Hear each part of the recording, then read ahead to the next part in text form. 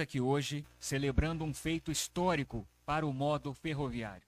Após um hiato de mais de um século, o Estado brasileiro volta a autorizar que o mercado, com liberdade de iniciativa e segurança jurídica, possa construir, operar e explorar novas ferrovias no Brasil. Nos anos de ouro do ferroviarismo brasileiro, o país já chegou a possuir 45 ferrovias independentes, muitas dessas de propriedade de empreendedores privados brasileiros e estrangeiros. Esses tempos agora terão a oportunidade de serem revividos em um novo ambiente econômico e regulatório. O Brasil havia crescido, mas os trilhos ficaram para trás. Mas isso começou a mudar. Desde o início do programa ProTrilhos, há 101 dias, 36 requerimentos foram protocolados por 20 empreendedores independentes para a construção de cerca de 11 mil quilômetros de novos trilhos, estimados em 150 bilhões de reais de investimentos diretos. Desses, 17 já foram analisados pela ANTT e hoje 9 deles serão deferidos pelo Ministério da Infraestrutura por meio da celebração de contratos de autorizações ferroviárias, que serão administrados por 6 empreendedores independentes, acrescentando 3.500 quilômetros de novos trilhos à malha nacional, que representam 50 bilhões de reais de novos investimentos. Neste momento, ouviremos o diretor da Agência Nacional de Transportes Terrestres, Davi Barreto.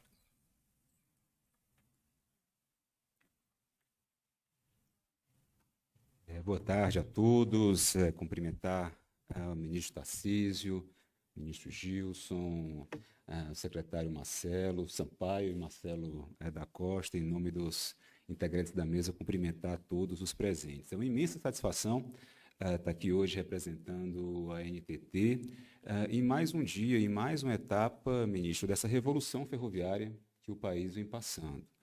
Então, dos 17 autorizações aprovadas pela agência, né, das quase 40, cerca de 40 que chegaram do Ministério, hoje assinamos 9 autorizações que representam mais de 50 bilhões de reais de investimento e 3,5 mil quilômetros de novos trilhos, né, de novas ferrovias.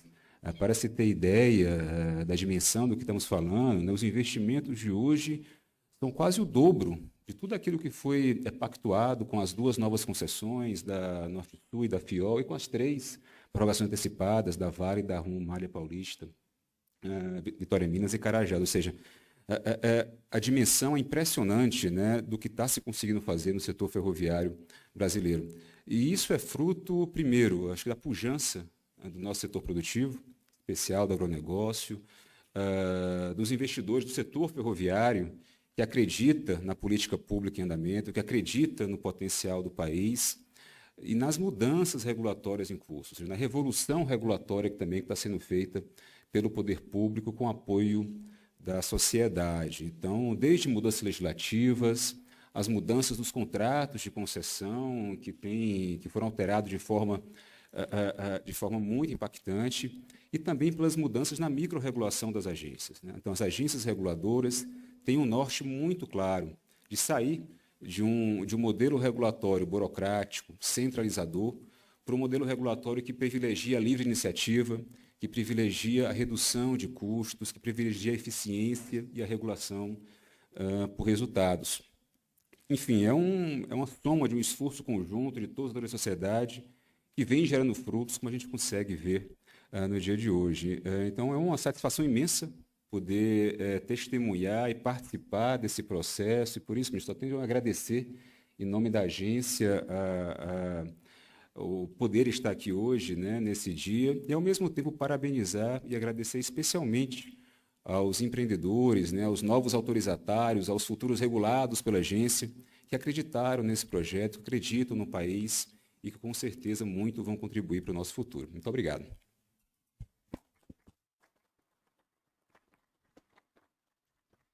Convidamos agora o secretário nacional de Transportes Terrestres, Marcelo Costa.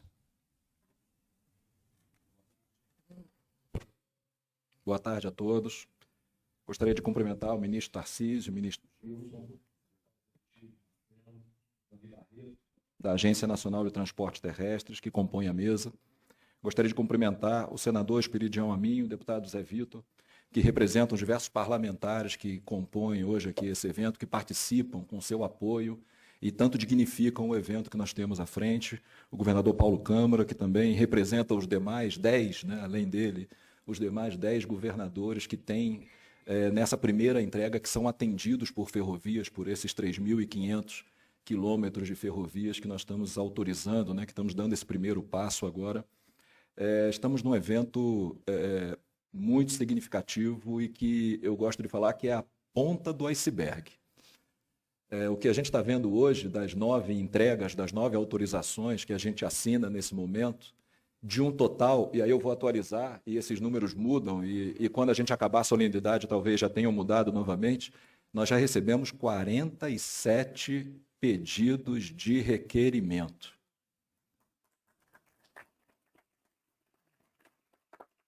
Eu acho que se a gente ou alguém, né, ministro Tarcísio, se alguém tem alguma dúvida de que a política seria entendida, seria compreendida e que se existia um gap a ser preenchido e uma demanda reprimida de ferrovias no país, eu acho que o número de 47 requerimentos responde a essa pergunta de uma forma muito contundente.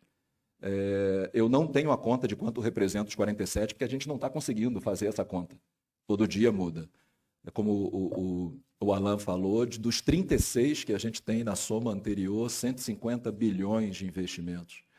Só para vocês terem uma ideia, toda a carteira, daquela carteira ousada que a gente se propôs, né, que o ministro Tarcísio lá atrás se propôs, de renovações antecipadas, de novas concessões ferroviárias, a gente tinha algo em torno de 60 bilhões de reais. Essa era a nossa proposta para mudar, para transformar a matriz de transporte do país. Agora temos mais a possibilidade de outros 150 bilhões de reais para serem inseridos dentro dessa matriz. Isso nos faz pensar onde estaremos daqui a 10 anos em participação do modal ferroviário na matriz de transporte. Os primeiros números dessa conta e desse cenário que a gente está levantando nos levam a participação superior a 40%. Bom, os Estados Unidos da América, o nosso grande concorrente em commodities no mundo, e que tem mais de 290 mil quilômetros de ferrovia contra os 29 mil quilômetros que nós temos atuais no Brasil, tem por volta de 45%, 43% da sua matriz de transporte sob trilhos. Isso nos coloca em patamares de competitividade que a gente ainda não viveu. Eu gosto de falar que o Brasil foi e será um país ferroviário. Nós não somos, mas a gente está vendo agora o início de uma revolução que vai nos tornar novamente um país ferroviário. E quando eu digo que é a ponta do iceberg, o que a gente está vendo hoje aqui nesses requerimentos é a primeira fase das entregas que vão advir dessa nova regulamentação que está sendo proposta, que já foi aprovada pelo Senado e que agora está em tramitação em regime de urgência na Câmara. O que a gente está vendo aqui é outras possibilidades que podem surgir com o chamamento público, daquelas malhas que hoje estão ociosas e que poderão mudar de foco, mudar de área de atuação e de interesse, e que talvez não façam sentido hoje, porque a carga se deslocou nos últimos 100 anos, desde que as ferrovias foram construídas no país, mas que podem ter outras utilidades, como, por exemplo, o fomento ao transporte ferroviário de passageiros, que tanto carece o nosso país e que a gente precisa recuperar esse nosso histórico de transporte ferroviário de passageiro. O chamamento, essa nova regulamentação permite, inclusive, você viabilizar esse transporte ferroviário de passageiros através de receitas acessórias advindas de exploração imobiliária. Então, por exemplo, um chamamento pode ser feito com uma área da SPU que pode ser utilizada comercialmente para ajudar a viabilizar, como um shopping center, para ajudar a viabilizar aquele transporte ferroviário de passageiros. Então, o que a gente está vendo hoje aqui é a primeira de muitas entregas que virão. E eu tenho certeza que fazer parte desse momento é histórico e todos nós que estamos aqui vamos lembrar e vamos nos orgulhar. Eu gostaria de terminar fazendo um agradecimento especial às vinculadas do Ministério da Infraestrutura e à equipe aqui do Ministério, que os senhores não têm ideia do tamanho do trabalho para a gente chegar a essa assinatura dos 9 contratos, essa assinatura inicial. Tivemos que criar uma nova regulamentação, uma nova regulação, um novo modelo de negócios para viabilizar ferrovias no país. Então, meu agradecimento muito especial e muito sincero aos integrantes da EPL, aos integrantes da Valec, aos integrantes da NTT e à Secretaria Nacional de Transporte Terrestre, que junto com a equipe da Natália, da Secretaria de Fomentos, fizeram isso acontecer. Muito obrigado e parabéns a todos.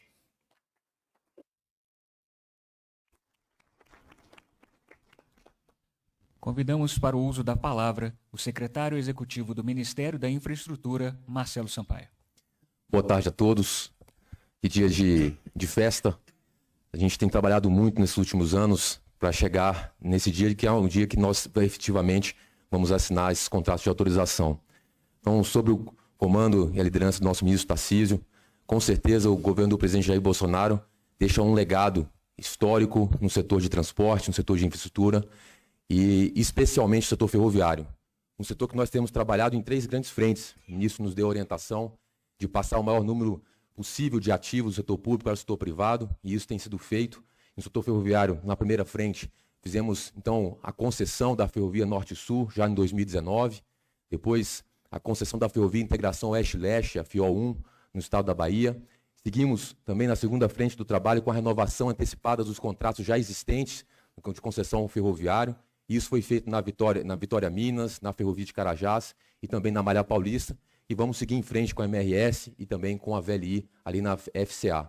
Então, terceiro ponto da nossa agenda, terceiro caminho estabelecido pela orientação do nosso ministro Tarcísio, é justamente o modelo de autorização no setor ferroviário.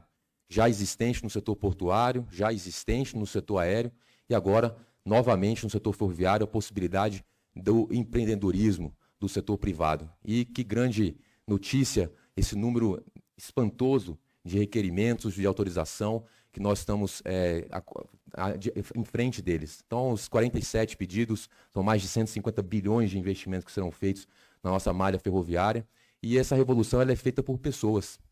As instituições são compostas por pessoas. Quero parabenizar aqui, em especial, o Marcos Kleber, que é o assessor especial do ministro Tarcísio, que encabeçou essa agenda pelo gabinete, ao Ismael Trinques, junto com o nosso secretário nacional de Transporte Terrestre, Marcelo da Costa, a nossa agência reguladora, o Davi Barreto, e todos os membros dessa agência reguladora que têm brilhado, né, não só nas concessões ferroviárias, mas também na agenda de transporte rodoviário.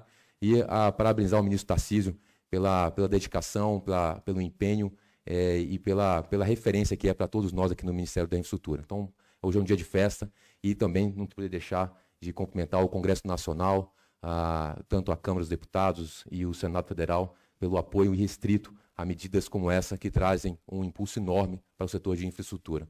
Todos nesse auditório, com certeza, fazem parte dessa história ou farão parte, né, como os estados de Pernambuco, Santa Catarina, com a tão sonhada Ferrovia do Frango, dentre outros. Então, para nós é uma satisfação fazer parte da história e que linda história nós estamos construindo no setor de infraestrutura de transporte. Obrigado a todos.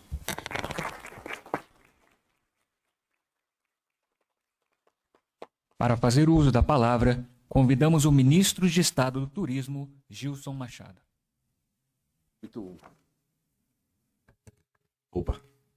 Muito boa tarde a todos. Quero saudar o ministro Tarcísio e dizer, ministro, que eu tenho muita gratidão e orgulho de ser seu colega no ministério. Eu sou testemunho das noites de sono que o senhor perdeu para que coisas feitas essas que nós estamos fazendo aqui hoje chegassem à realidade. Eu sou testemunho do seu empenho para transformar o Brasil finalmente num país com a logística eficiente. Principalmente no Nordeste, quando o presidente Bolsonaro, naquela conversa que nós tivemos, disse: Tarcísio, eu preciso que a Transnordestina saia do papel, que a Transnordestina seja viabilizada junto com o Porto de Suape. Está aí, é uma realidade. Vamos deixar em torno de mais 15 mil quilômetros já contratados de ferrovias e até 2026 podemos ter até 40 mil quilômetros. Isso vai mudar a história do país da gente. Não só na parte de transporte simplesmente, mas também no transporte de passageiro, no setor de turismo também, que pode transportar os turistas também. E eu não tenho dúvida e gratidão por fazer parte de um governo que vai deixar o legado. Quero saudar o secretário executivo do Ministério da Infraestrutura, o Marcelo Sampaio, pernambucano como eu, e dizer, Marcelo, parabéns pelo seu trabalho, porque por trás do ministro Tarcísio tem pessoas como você, como o Davi, como o Marcelo também aqui ao meu lado, que esse é o segredo. Uma equipe empenhada, uma equipe comprometida, com compromisso. Isso sim faz uma grande diferença. Eu estava vendo suas palavras, Marcelo, fiquei muito feliz que o ministro Tarcísio acabou de me dizer que tinham 35 pedidos de requerimentos para nós. Você já veio com 47. Né? Então, é impressionante a velocidade que as coisas estão acontecendo nesse governo, a autoestima que o governo do presidente Bolsonaro está conseguindo nos investidores internacionais. Fomos testemunha, eu e o ministro Tarcísio, estávamos agora em Dubai. A confiança do investidor internacional retornando no Brasil, mas não apenas com palavras, com bravatas, não, com ações, com contratos firmados, com objetividade. Chegamos no aeroporto, há 4 meses atrás, 6 meses, na concessão dos 22 aeroportos. Bolsa de Valores de São Paulo. Senador, quando eu cheguei lá com o ministro Tarcísio, aí uma repórter de uma rede de televisão muito famosa enfiou o microfone na minha cara e perguntou: como é que vocês vão conceder agora 22 aeroportos? Um ativo brasileiro, governador Paulo Câmara. Num momento de crise como essa, de pandemia como essa que nós estamos, vocês são irresponsáveis. Fez uma cara feia para mim, viu o senador Esperidião a mim. E eu olhei para ela e disse: minha senhora, eu sou nordestino. Nordestino não tem medo de cara feia. Porque quem come cabeça de bode feito eu, que menos tem medo é de cara feia. Vamos fazer o seguinte: aguarde terminar o leilão dos aeroportos, porque o otimista ele pode até errar, né, Tarcísio? Mas o pessimista ele já começa todo errado, bicho. Fizemos o leilão, esse bicho aqui quebrou os 3 martelos. Conseguimos vender as concessões por 18 vezes o valor, senador. Cadê a repórter para perguntar de novo? O fracasso que tinha sido o leilão. É isso, nós somos, sim, a maior oportunidade do mundo para investimentos no período pós-pandemia. E o cavalo está passando selado na frente do mundo todo. Não só com as ferrovias, mas também com portos, com aeroportos, com rodovias. E estamos privilegiando, o pagador de imposto. Isso é o mais importante. Porque esse dinheiro não é meu, não é do Tarcísio, não é do presidente. É dos senhores que pagam os seus impostos, que não é contribuinte. Eu detesto essa palavra contribuinte. Contribuinte é quando o cara dá o dinheiro de boa vontade, contribuição. Mas aqui é imposto mesmo, o cara tem que pagar mesmo. Não tem esse negócio não, senão ele se lasca no final do ano, no imposto de renda, na empresa dele, tudo. Então é pagador de imposto. E nós estamos priorizando o pagador de imposto. Nós estamos priorizando o cidadão brasileiro. E nós estamos recuperando dia após dia a autoestima desse cidadão com obras como essas, que vão deixar um legado no nosso país. E isso está acontecendo no mundo todo. Tivemos agora em Dubai, no Bahrein, onde a gente vê, no Bahrein, por exemplo, o Brasil deixou de ser o 3º ou 4º lugar na parceria comercial com o Bahrein. Os senhores sabem qual é o lugar do Brasil hoje na relação comercial com o Bahrein? 1º lugar. O Brasil hoje, que nos Emirados Árabes, já tem até fábricas brasileiras fazendo processamento de comida brasileira para vender para árabe. Fábrica com tecnologia brasileira lá. Então é isso. O mundo todo hoje está vendo isso daí. Quero saudar também o Davi Barreto, saudar o governador Paulo Câmara, saudar o senador Espiridião Amin, todas as autoridades aqui presentes, o deputado-general Peternelli, em nome dele saudar todos os outros, a deputada Caroline, e dizer hoje é um dia muito especial para mim, um dia muito especial para o Brasil. Essa semana, por sinal, foi uma semana especial, porque nós conseguimos o escritório da Organização Mundial do Turismo, uma agência da ONU aqui no Brasil. Contra tudo e contra todos. Ganhamos de 15-13 para a Argentina. E o Brasil vai ter agora uma sede internacional do turismo, por causa da credibilidade deste governo, que está fazendo o dever de casa. E outra notícia que eu não podia deixar de dar, eu sei que o momento pode até não ser propício, mas eu preciso dizer. O forró acaba de ser decretado patrimônio cultural e material do Brasil. No governo do presidente Bolsonaro. Quantos governos passaram aí? Ninguém decretou há mais de 30 anos, ministro Tarcísio. E agora o artista de forró, o governador Paulo Câmara, vai ter acesso à política pública, vai poder receber dinheiro do governo federal, vai poder receber dinheiro da ONU, vai poder sair daqui para o exterior para divulgar o nosso ritmo. Então, hoje é um dia especial e eu quero convidar a todos para na próxima segunda-feira, às 16 horas, estarem todos no Palácio do Planalto, dia do aniversário de Luiz Gonzaga, e vamos comemorar isso aí. Muito obrigado.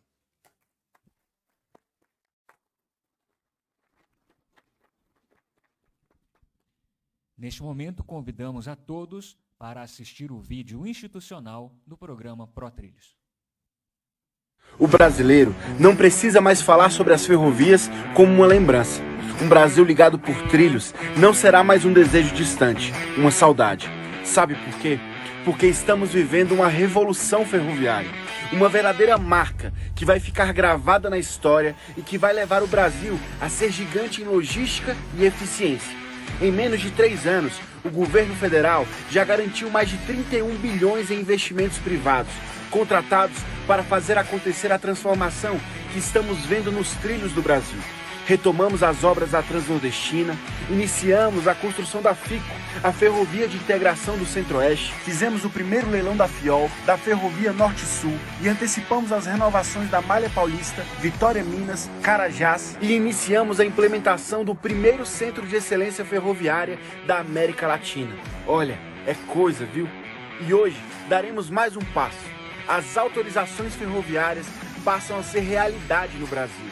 Uma medida que pensa na infraestrutura como projeto de Estado. Com ela, empresas do Brasil e do mundo passam a projetar, construir e operar novas ferrovias, sempre em busca de mais eficiência, menor custo logístico e mais competitividade para o produto nacional. E sabe para onde vamos com as autorizações? Vamos garantir que até 2030 a gente tenha 40% da nossa matriz de transporte representada pelos trilhos. Ei, tá ouvindo esse som? É o progresso chegando.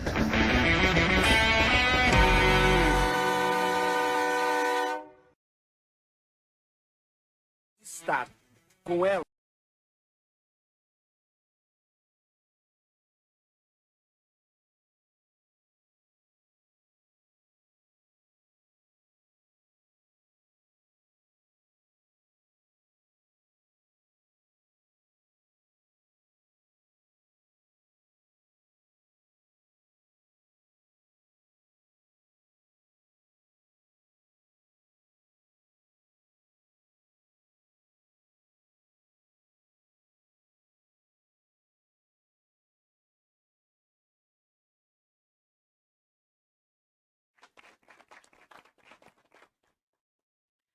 Para dar início à assinatura dos contratos de adesão, convidamos o Ministro de Estado da Infraestrutura, Tarcísio Freitas, o Secretário Nacional de Transportes Terrestres, Marcelo Costa, o diretor da ANTT, Davi Barreto, e os representantes da Bracel SP Celulose Limitada, Alberto Pagano Gil e Pedro Wilson Stefanini, para a assinatura de 2 contratos de adesão, referentes à exploração do serviço de transporte ferroviário, um no município de Lençóis Paulista e outro entre os municípios de Lençóis Paulista e Pederneiras, ambos no estado de São Paulo, para fins de transporte de carga e ou de passageiros.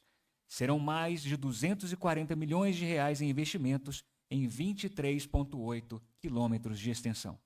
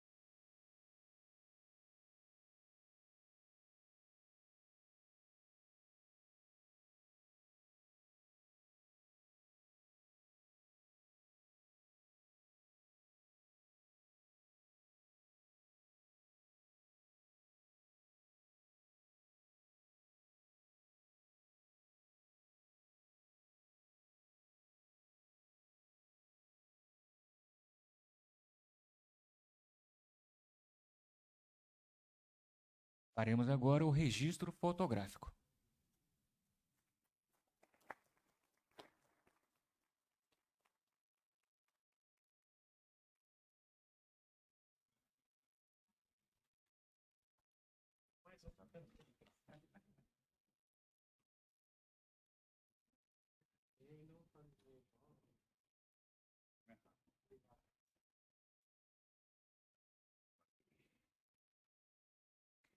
Agora, pela empresa Estrada de Ferro Paraná Oeste, a Ferroeste, convidamos o ministro de Estado da Infraestrutura, Tarcísio Freitas, o secretário nacional de Transportes Terrestres, Marcelo Costa, o diretor da ANTT, Davi Barreto, e os representantes da Estrada de Ferro Paraná Oeste S.A., a Ferroeste, André Luiz Gonçalves. Neste ato, estão sendo viabilizadas 3 autorizações para a exploração de 528 quilômetros de ferrovias, referentes aos trechos de Maracaju a Dourados, no estado de Mato Grosso do Sul, de Cascavel a Foz do Iguaçu, no estado do Paraná, e ainda de Cascavel, no Paraná, a Chapecó, no estado de Santa Catarina, com investimentos estimados em 10,7 bilhões de reais.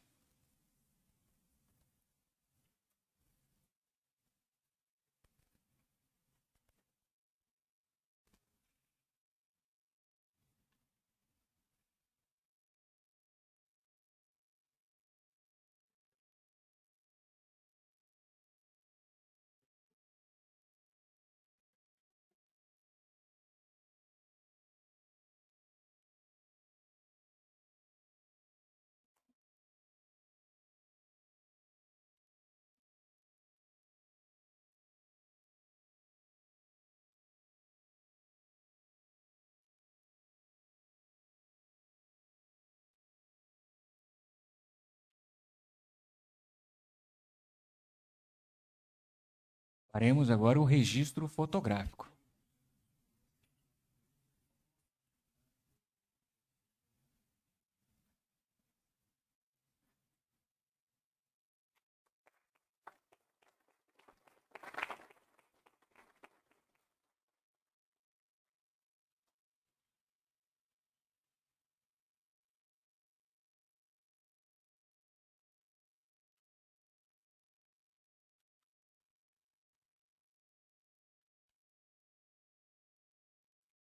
Neste momento, pela empresa Grão-Pará Multimodal Limitada, convidamos o ministro de Estado da Infraestrutura, Tarcísio Freitas, o secretário nacional de Transportes Terrestres, Marcelo Costa, o diretor da ANTT, Davi Barreto, e os representantes da Grão-Pará Multimodal Limitada, Paulo Alexandre Correia de Oliveira Salvador e Nuno Gustavo da Silva Ribeiro Martins, para a assinatura do contrato de adesão para a exploração da estrada de ferro EF-317, com 520 quilômetros de extensão entre Alcântara e Açailândia, no estado do Maranhão, e investimentos da ordem de 5,2 bilhões de reais.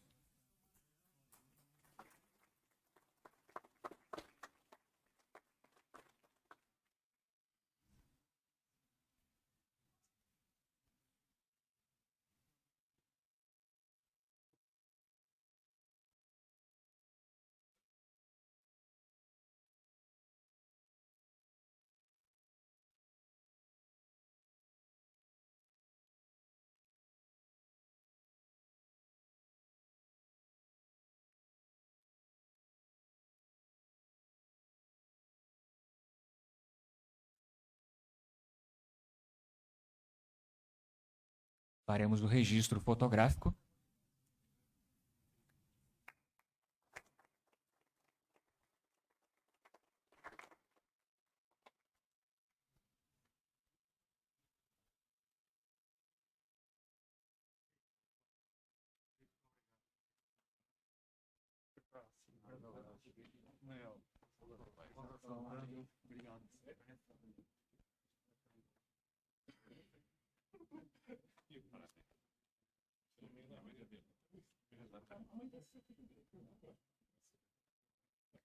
Dando prosseguimento à cerimônia, pela empresa Macro Desenvolvimento Limitada, convidamos o Ministro de Estado da Infraestrutura, Tarcísio Freitas, o Secretário Nacional de Transportes Terrestres, Marcelo Costa, o diretor da ANTT, Davi Barreto, e o representante da Macro Desenvolvimento Limitada, Fabrício Cardoso Freitas, para a assinatura de mais um contrato. Desta feita, referente a mais 2 ferrovias localizadas entre os municípios de Presidente Kennedy, no estado do Espírito Santo, e Conceição do Mato Dentro, no estado de Minas Gerais, e outra em 7 Lagoas, em Minas Gerais, para fins de transporte de carga e ou passageiros. Terão 610 quilômetros de extensão e 14,3 bilhões de reais em investimentos.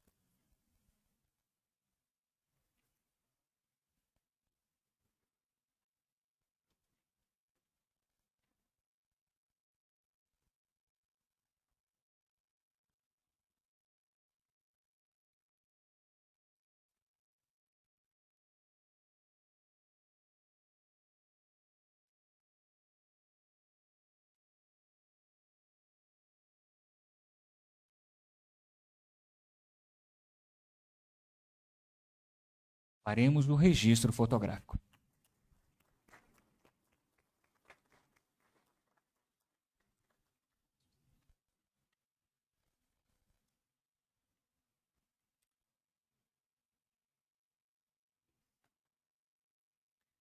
Dando continuidade, passamos à assinatura do contrato de adesão com a Petrocity Ferrovias Limitada. Além das autoridades aqui presentes à mesa, convidamos o representante da empresa Petrocity Ferrovias Limitada, José Roberto Barbosa da Silva. Essa autorização visa a realização de transporte ferroviário entre os municípios de Barra de São Francisco, no estado do Espírito Santo, e Brasília, no Distrito Federal, numa extensão de 1.108 quilômetros e estimativa de 14,22 bilhões de reais em investimentos.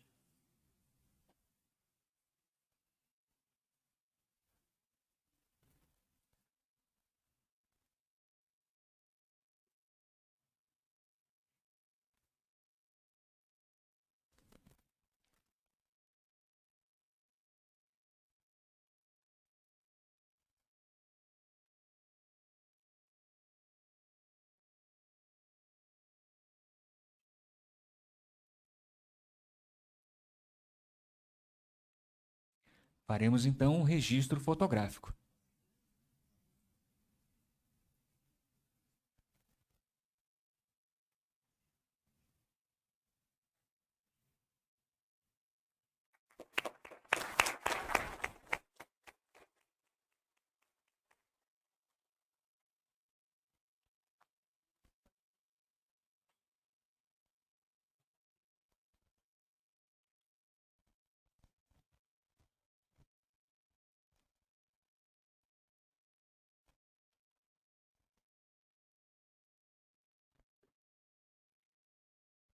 Por fim, passamos à assinatura de mais um contrato de adesão, agora com a empresa Planalto Piauí Participações e Empreendimentos Sociedade Anônima. Este tem por objeto a autorização para a exploração de 717 quilômetros de ferrovia, no trecho que vai de Ipojuca, no estado de Pernambuco, a Curral Novo, no estado do Piauí, doravante denominada Estrada de Ferro do Sertão. Além das autoridades aqui presentes, convidamos o representante da empresa Planalto Piauí Participações em Empreendimentos. Neste ato, representada por Augusto César Calazans Lopes.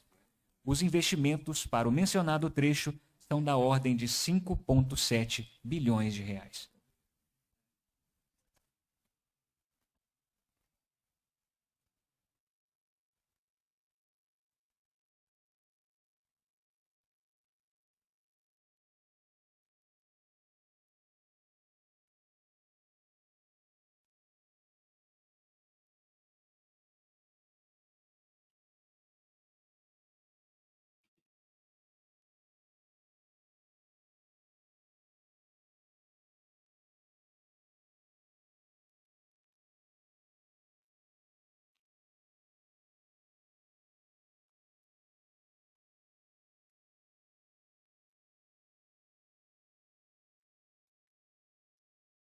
Faremos então o registro fotográfico.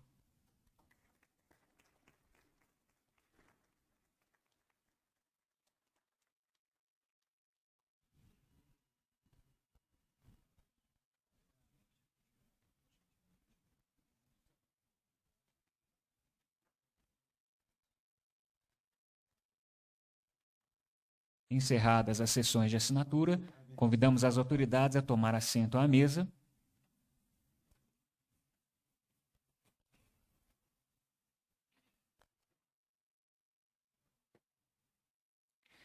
E com a palavra, o ministro de Estado da Infraestrutura, Tarcísio Freitas.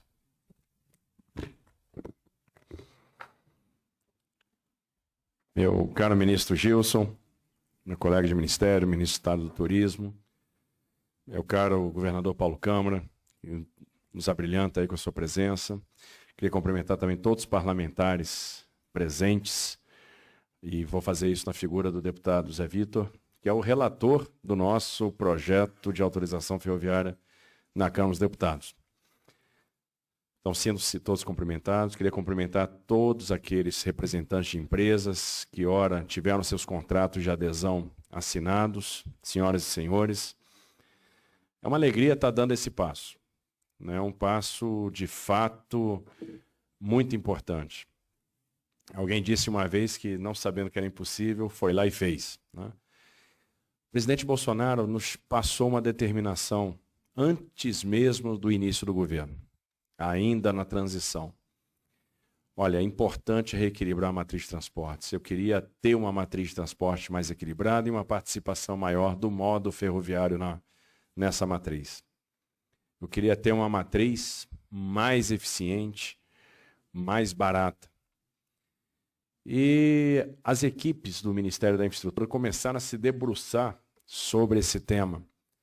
E uma estratégia ferroviária foi estabelecida em cima de 3 pilares. O primeiro pilar, a realização de concessões de ferrovias. Ainda em 2019, nós fizemos o primeiro leilão de concessão, a Ferrovia Norte-Sul. E essa ferrovia foi licitada, o leilão foi um sucesso, 2,8 bi de investimentos começaram a tomar corpo a partir daquele momento. O terminal de São Simão ficou pronto, está operando, o terminal de Rio Verde ficou pronto, está operando. E ano que vem, a ferrovia vai estar completamente concluída. Um sonho que nasceu no segundo reinado, ainda no governo Pedro II, finalmente estará concluído. Uma obra que começou no governo Sarney, que atravessou vários governos, e a infraestrutura se faz com a visão de longo prazo, finalmente chega ao fim. E ela vai ligar o Porto de Itaqui ao Porto de Santos e vai se transformar na maior coluna vertebral ferroviária brasileira. Este ano, na InfraWeek, nós fizemos outro leilão, igualmente importante, o leilão da Ferrovia de Integração Oeste-Leste, que liga a Caetité, na Bahia, ao Porto de Ilhéus. ou seja, que liga uma área de desenvolvimento mineral ao Porto Sul. E aí a gente está falando de 10 bi de investimentos no desenvolvimento mineral, na conclusão da obra ferroviária e no desenvolvimento portuário. Sem dúvida, é o projeto mais transformador, mais importante do estado da Bahia. É o projeto que vai gerar emprego na veia, que vai permitir o beneficiamento de mais ativos minerários e que vai recepcionar a carga que virá do Oeste Baiano.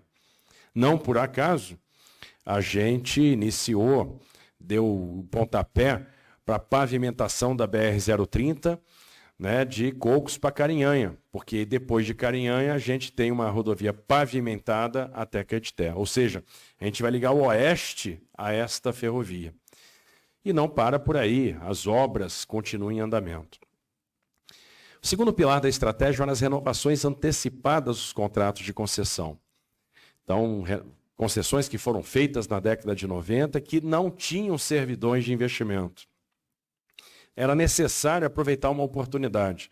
Os concessionários tinham interesse em fazer investimento para aumentar, para buscar mais carga, aumentar a quantidade de TKU transportada, para aumentar a receita, mas eles não tinham mais prazo para amortizar o investimento ferroviário. Ok, vamos dar mais tempo de contrato. Só que se a gente vai dar mais tempo de contrato para explorar um ativo, a gente vai gerar um valor que deve ser pago em favor do Estado. A gente vai gerar uma outorga. Agora, por que não aproveitar essa outorga no desenvolvimento de ferrovias? E aí nasceu o investimento cruzado. Isso foi pensado e positivado na MP 752, convertida na Lei 13448. Foi uma grande mudança. Então, observem que hoje, investimentos na FIOL estão sendo feitos com a outorga de Carajás. Investimentos na Vitória Minas, investimentos na Vitória Rio, né, que tem o seu primeiro trecho Cariacica-Anchieta, e a construção da ferrovia de integração do Centro-Oeste estão sendo feitas com valores da Vitória Minas. Observem a criatividade. Nós tínhamos a ferrovia de integração do Centro-Oeste, que aparentemente era uma ferrovia que fazia muito sentido, que liga o Vale do Araguaia, no Mato Grosso, à ferrovia Norte-Sul. Vale do Araguaia que durante muito tempo foi tido como Vale dos Esquecidos. E se a gente fizesse uma concessão precedida de obra, ela daria fracassada, ela daria deserta, porque o valor presente líquido dessa concessão era negativo. A partir do momento que eu uso outorga para fazer a construção ferroviária, eu venci o risco de engenharia. Aquele VPL que era negativo passou a ser positivo. E o que eu faço a partir dali? Eu transfiro esse ativo com a ferrovia pronta. Ou seja, a ferrovia pronta, ela não é do concessionário que está construindo, ela é do Estado. E aí eu vou auferir uma nova outorga, eu vou transferir a operação. E essa outorga vai ser reinvestida em ferrovia. Assim a gente vai fazendo ferrovias, nos blindando dos problemas fiscais, nos blindando da falta de orçamento. Então o investimento cruzado foi um grande passo que foi dado, capaz de viabilizar ferrovias improváveis. É possível, com o investimento cruzado, por exemplo, criar o colchão de liquidez que vai amortecer os riscos da Ferrogrão, que é um projeto de transformação para o país. Mas faltava mais um pilar. E um pilar que a gente busca inspiração naquilo que aconteceu no passado e também naquilo que acontece em outros países. Uma pergunta era feita, bom, por que empresas de celulose, e aqui temos a Bracel, mas eu podia citar a Eldorado, a Suzano, empresas que estão investindo dezenas de bilhões de reais em papeleiras, em plantas sofisticadíssimas, por que essas empresas têm que estar condenadas a ter a logística rodoviária? Por que eu não posso ter um ramal ferroviário ligando a uma ferrovia concedida, entregando essa celulose na margem direita do Porto de Santos, dentro do terminal? Por que uma mineradora não pode ter a sua ferrovia ligando o ativo minerário a um porto? Por que uma indústria não pode ligar sua planta a uma ferrovia concedida? Por que um operador ferroviário não pode pensar, puxa vida, aqui tem um potencial, olha o Maranhão crescendo, né? Olha o desenvolvimento daquele estado, olha o agro crescendo na direção de Balsas. Por que a gente não pode ter um ramal de Balsas para Estreito? Ou, por que eu não posso ligar a Ceilândia àquele que será o maior polo de desenvolvimento de tecnologia do Brasil, que é o que o Acordo de Alcântara vai nos proporcionar? E a pergunta era, a gente não tem esses ramais ferroviários porque ferrovia é uma exclusividade do Estado. Mas por que é uma exclusividade do Estado? Vamos voltar ao passado. O Brasil teve um boom ferroviário de 1854 a 1913. E a primeira ferrovia autorizada do Brasil nasceu por Mauá, que ligou a região de Petrópolis ao porto. Uma ferrovia para transportar café. O Barão de Mauá resolveu empreender, resolveu se lançar nesta direção. Foi lá e fez. Não acreditou que era impossível. Fez. E assim, depois de Mauá, várias outras ferrovias vieram. Naquela época, o Império dava um incentivo para remunerar o capital investido, dava a possibilidade do empreendedor explorar os ativos minerários no interior da ferrovia, no entorno da ferrovia, e depois proporcionava, inclusive, um incentivo quilométrico. Se a gente olhar a conquista do oeste americano, ela foi feita em cima das ferrovias. E o empreendedor de ferrovia autorizada podia fazer a exploração imobiliária, e as cidades cresceram em cima das ferrovias, no entorno das ferrovias. E nos Estados Unidos é assim até hoje. Se uma empresa quer fazer uma ferrovia, ela vai lá e faz. Se uma empresa quer ligar a AB, ela pede uma autorização e liga a AB. E se a segunda empresa quiser ligar a AB, ela recebe autorização e liga também. E é por isso que, às vezes, a gente tem 4, 5 ramais ligando o mesmo para a origem e destino. E a demanda? Isso é um problema do privado. Cabe ao privado avaliar isso. E é por isso que eles têm lá 290 mil quilômetros de ferrovias. Então, por que a gente não dá esse passo? O que faltava para a gente dar esse passo? Faltava pensar fora da caixa, talvez faltasse um pouco de ousadia. Observe que essas ferrovias que nasceram no Segundo Reinado, e basicamente são as ferrovias que nós temos até hoje, nasceram pelas mãos do privado. Basicamente, todas elas se dedicavam à exploração do café. Essas ferrovias todas quebraram com a crise de 29, foram encampadas pelo Estado, que na década de 50 criou a rede ferroviária. Quando os déficits acumulados pela rede ferroviária se tornaram insuportáveis, o Estado resolveu cindir a malha sob gestão da rede ferroviária e transferir isso para a iniciativa privada da maneira que era possível. Então, os contratos atuais de concessão, antes das renovações antecipadas, não tinham servidões de investimento. O investimento ficava a cargo do DENIT e, mais uma vez, a gente estava preso à vulnerabilidade do orçamento. Com as concessões e as renovações antecipadas, a gente chegou a 30 bi de investimento, Davi. 30 bilhões de investimento. Mas faltava, então, esse último passo. Então, vamos dar esse passo. Vamos criar isso. E, para nossa felicidade, alguém já tinha pensado nisso. O senador José Serra e sua equipe, porque em 2018 apresentaram um projeto de autorizações ferroviárias, que a gente resolveu resgatar. Tivemos alguma dificuldade na tramitação, e aí veio a ideia, por que não soltar uma medida provisória? Medida provisória, neste caso, ia funcionar como um catalisador. Ela ia acelerar o processo. Foi exatamente o que foi feito. Muita resistência, muita oposição, muita briga, muita luta, muita persistência. Eu achava que quando a gente soltasse a medida provisória, a gente ia receber uns 6, 7, 8 pedidos de autorização, que eram coisas que estavam gritando. Você olhava para o ramal e dizia assim, me faz, me pede, eu preciso nascer. Estava gritando de tão viável que era. Tem coisas que a gente olhava assim, absolutamente não é possível isso não nascer. E a gente não consegue fazer pela limitação do espaço fiscal ou pela burocracia para fazer um leilão de concessão. E observe, às vezes eu quero fazer uma concessão, o privado tem interesse em fazer um projeto. Privado. Ele quer botar dinheiro. Não, mas tem que ser uma concessão. É greenfield, não existe a ferrovia. Não, mas tem que ser uma concessão. Tem que ter audiência pública. Tem que passar pelo Tribunal de Contas, que o Tribunal de Contas tem que analisar se aquilo faz sentido mesmo para o Estado. Mesmo com o investimento sendo completamente privado. Tem que fazer um leilão. Mesmo que aquilo só faça sentido para um determinado player. E se perde nessa brincadeira 3, 4 anos de energia, de estruturação. Olha o passo que a gente está dando. Nós estamos assinando hoje, 100 dias depois da edição na medida provisória, os primeiros 9 contratos de adesão. Já o contrato. Em 100 dias a gente resolveu o problema.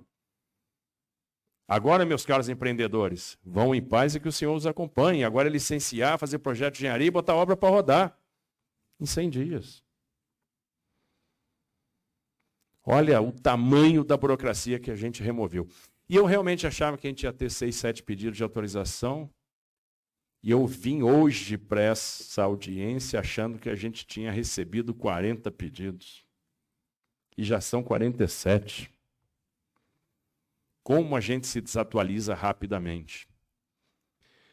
47 que vão representar mais de 12 mil quilômetros, que vão atender mais de 14 unidades da federação e que vão representar mais de 150 bi de investimento privado. E quanta coisa tem sido feita, né? Porque o Brasil está caminhando para ter a infraestrutura mais privada do mundo. Os portos serão privados em muito pouco tempo. A primeira privatização portuária foi aprovada no dia de ontem no TCU, vai ser do Porto do Espírito Santo, da Companhia Docas do Espírito Santo, que irá a leilão provavelmente em março, Natália Marcassa. E nós vamos dar esse primeiro passo, esse passo gigante na direção da eficiência, da modernidade, da flexibilidade do investimento. A gente está caminhando em direção ao futuro. E na sequência vem São Sebastião, Itajaí e o Porto de Santos. E aí, ninguém segura mais esse movimento. Só em Santos são 16 bi de investimento. Aprofundamento de canal de 15 para 17 metros, General Peternelli. Investimento em acessos, ferroviário e rodoviário. Ou seja, nós vamos pegar o maior porto da América Latina e vamos transformar no maior porto do Hemisfério Sul. Um porto que movimentava 130 milhões de toneladas, vai movimentar 250. Esse ano faz 165. E olha como a coisa está evoluindo, como a coisa está crescendo. O que vai acontecer, governador Paulo Câmara, com o Porto de Suape e este ramal ligando Piauí a Pernambuco? Nós vamos ter o saneamento nas mãos do privado. E não tinha nada que causasse mais indignidade do que ter 30 milhões de brasileiros sem água potável e 100 milhões de brasileiros sem coleta e tratamento de esgoto. E isso foi superado, porque o Congresso, deputado Aelton, enfrentou o desafio de aprovar um marco do saneamento e isso está destravando centenas de bilhões de reais de investimentos. Quantos leilões bem-sucedidos já aconteceram até agora? E serão 9 até julho do ano que vem. Só no Rio de Janeiro, na SEDAI, 40 bi de investimento foram contratados no leilão de abril. Nós teremos ferrovias privadas, mais da metade da malha federal concedida, toda a rede infraero transferida para iniciativa privada, a Eletrobras privatizada. Eletrobras que tinha que estar participando do plano decenal de energia, com investimentos de 15, 20 bi por ano, e hoje só tem condição de investir 1,5, 2, que se afastou dos leilões de transmissão e de geração. E precisava de um vigor, precisava de uma injeção de capital. E, provavelmente, na semana que vem, a gente delibera privatização da Eletrobras no TCU. Então, olha o que vai acontecer. As pessoas não se dão conta, mas de 2019 até aqui, foram realizados 121 leilões de concessão. E nesses 121 leilões foram contratados 610 bi de investimentos. E nós vamos terminar o ano de 22 com mais de 1 trilhão de investimentos contratados. Isso significa que nos próximos anos o Brasil vai se transformar num grande canteiro de obra. Não vai faltar oportunidade. Não vai faltar emprego. A infraestrutura vai funcionar como uma alavanca para o crescimento, para o enfrentamento do desafio do aumento de produtividade, para a geração de emprego.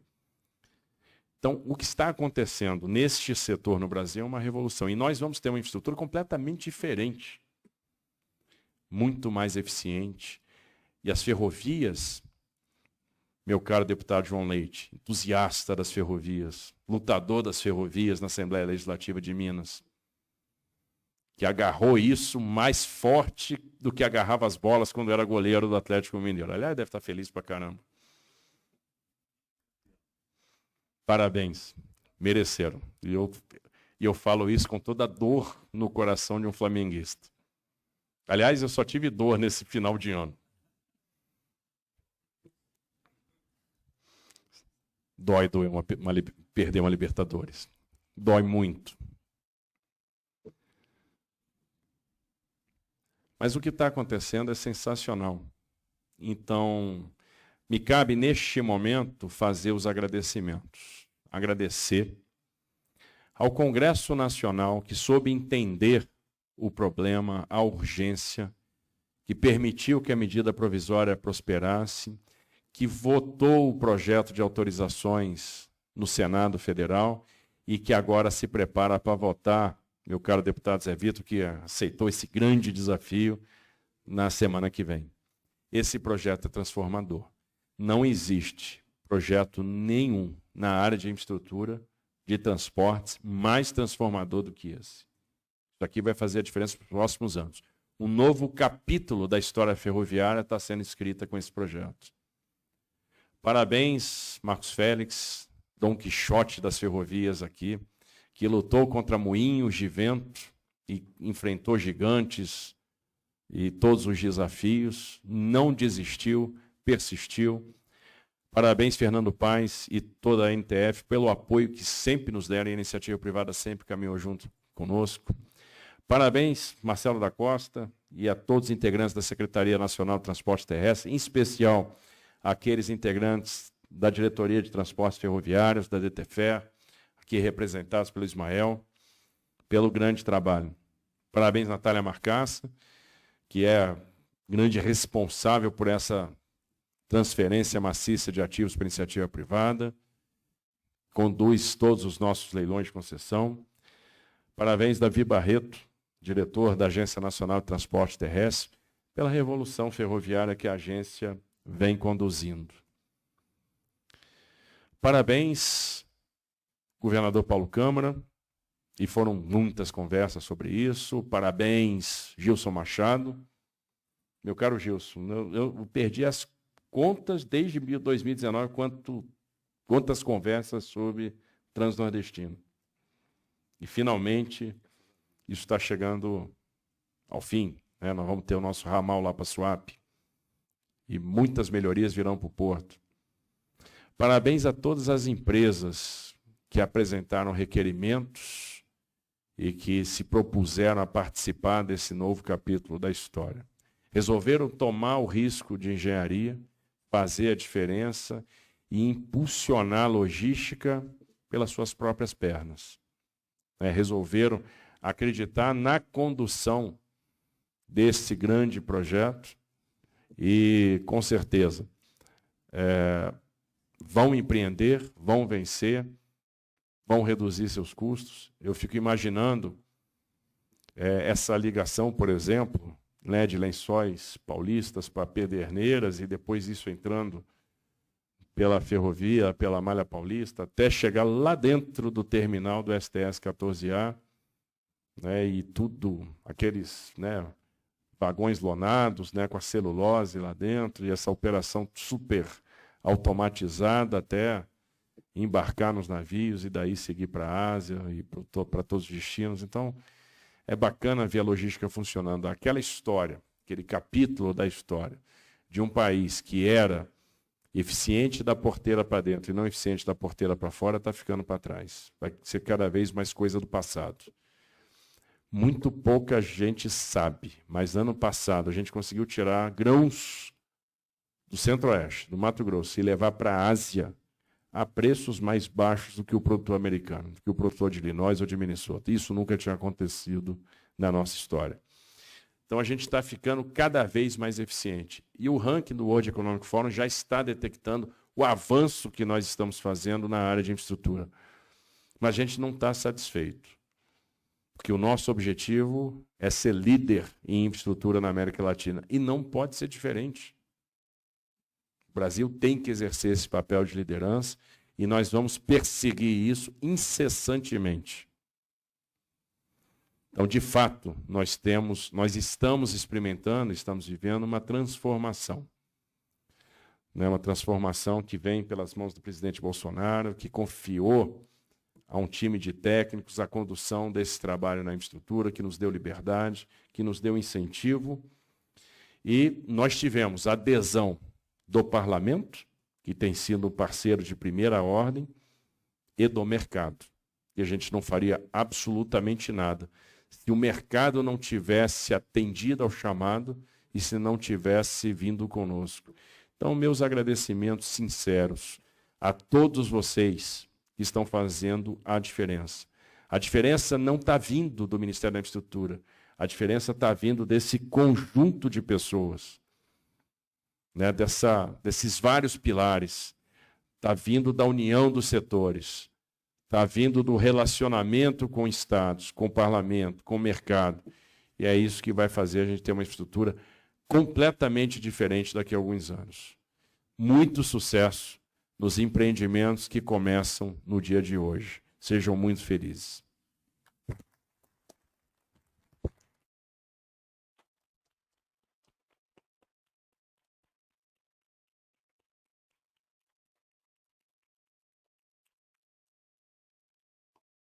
Efetuadas as palavras do Ministro de Estado da Infraestrutura, nós damos por encerrada a presente cerimônia. Agradecemos a todos que estiveram presentes aqui conosco ou nos acompanhando pelo YouTube. Uma boa noite a todos. Obrigado.